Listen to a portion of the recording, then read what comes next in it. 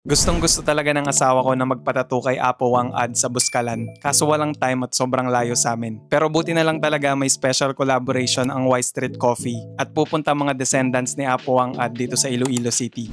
Nag-start sila noong October 2 at hanggang Sunday, October 5 sila dito, 10 a.m. until 7 p.m. Nagpa-schedule kami dyan for reservation a week before, pero open naman daw sila for walk-ins. Yung Y Street Coffee pala is located sa Taft North, Mandurriao.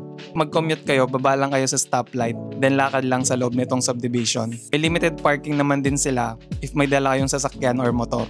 Early kaming dumating, mga 4:30 siguro, kahit na 5 p.m. pa yung schedule namin. Clean na namin yung stop for coffee and tattoo. 1,000 pesos yung tattoo, which is yung signature 3 dots ni Apo Wang Ad. Included din dito yung souvenir na wooden stick na tawag is tinik na gagamitin sa inyo sa pagbabatok. May kasama ng coffee to, tas ito yung mga choices. In-order namin yung cappuccino at itong soda coffee na to na bago sa panlasa ko. May iba din silang tattoo designs. Ito mga yon at ayan mga prices. Umupo lang kami muna dyan at mga ilang minutes kami na yung next. 5th time na magpatattoo ng asawa ko at ako naman ay first time, so medyo kinakabahan pa ako dito. So ang 3 dots pala symbolizes 3 generations na mga mambabatok sa Kalinga.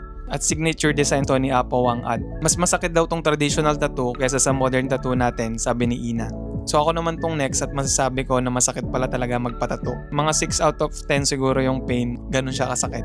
If nagustuhan nyo tong video, follow nyo na din ako for more gala and food trip dito sa Iloilo. If nandito pa rin kayo, sign na siguro to para magpatattoo kayo, diba?